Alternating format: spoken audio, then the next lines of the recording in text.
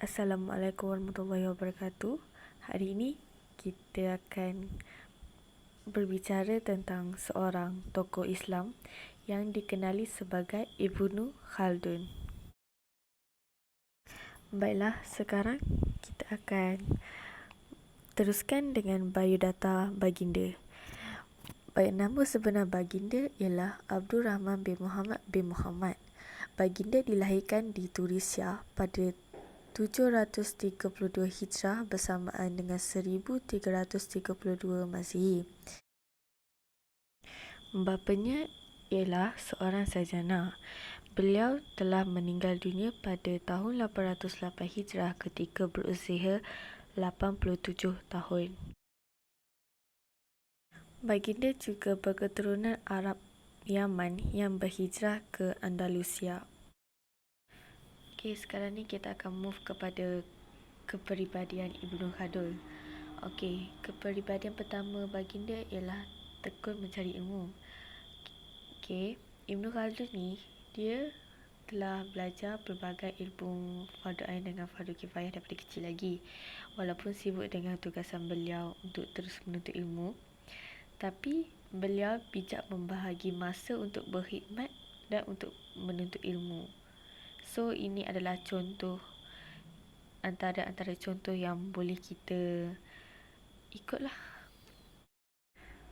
So, kepribadian kedua baginda ialah baginda mempunyai sifat kreatif, yang mana Ibnu Khaldun ni dia menghasilkan karya. Antara karya yang baginda hasilkan ialah Muqaddimah Ibnu Khaldun. Okey, yang seterusnya ialah berjiwa pemimpin. Okey, kenapa kita cakap ramai orang cakap yang Ibnu Khaldun ni mempunyai jiwa kepimpinan? Sebabkan baginda pernah menjadi pegawai tertinggi istana dan ketua hakim negara. Lepas tu, semua jawatan yang dia dapat adalah berdasarkan keupayaan dan kecekapan beliau, dan orang bukannya pilih sesaja macam main-main. Dia pilih berdasarkan apa yang ada pada Ibnu Khaldun. Okey, next kita akan cerita pasal pendidikan Ibnu Khaldun. Okey, Ibnu Khaldun dia belajar asas agama dengan bahasa Arab ni daripada bapa baginda sendiri dan beberapa guru lain. Lepas tu, seperti yang kita tahu kan tadi ada cakap pasal Ibnu Khaldun dia belajar ilmu fardu kifayah. Okey, kat sini dia ada bagi tahu sikit contoh-contoh ilmu fardu kifayah yang dia belajar. Antaranya ialah ilmu mantik, falsafah, sains dan matematik daripada Muhammad bin Ibrahim Al-Abli. Maksudnya Muhammad bin Ibrahim Al-Abli ni macam cikgu dia. Lepas tu, masa dia dekat Fes, beliau dia dapat pendidikan daripada adalah beberapa guru-guru terkenal macam Ahmad bin Al-Qasa dan Lisanuddin bin Al-Khatib. Lisanuddin bin Al-Khatib ni ialah pengarang kitab Tarikh Gamatah, iaitu sejarah Granada. Lepas tu ni ada sikit lah macam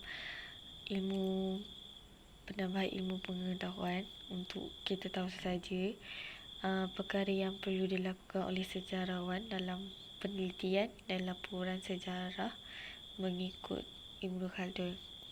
Okey, yang pertama, sejarawan ni dia kena bandingkan antara peristiwa-peristiwa berdasarkan kaedah sebab musabab dia. Lepas tu, yang kedua, dia kena kaji peristiwa. Lepas tu, sebab kenapa dia kena kaji peristiwa tu, sebab dia nak jadikan iktibar kepada peristiwa yang sedang berlaku. Kan sejarah kan macam kita kena ambil iktibar, lepas tu tak nak ulang balik kan. So, dan seterusnya.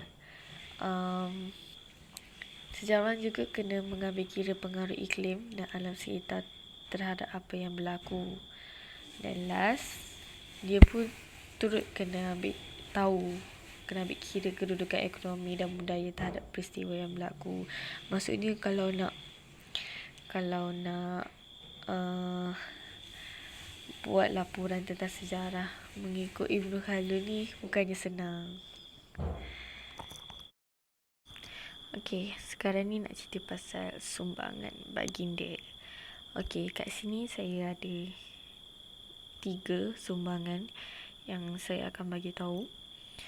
Okey, sumbangan yang pertama baginda ialah memberi idea dan panduan terbaik tentang asas pembinaan manusia.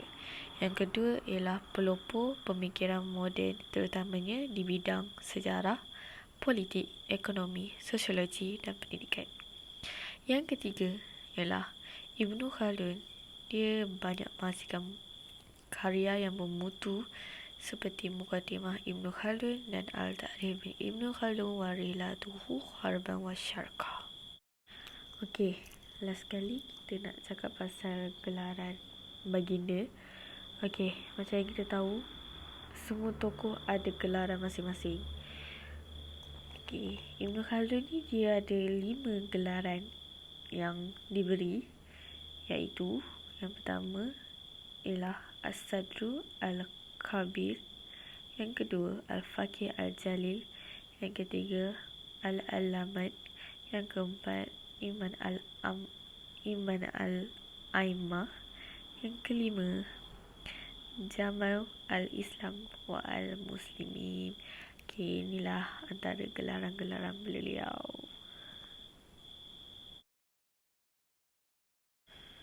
Baiklah, tamatlah sudah bicara kita hari ini. So, terima kasih sebab mendengar.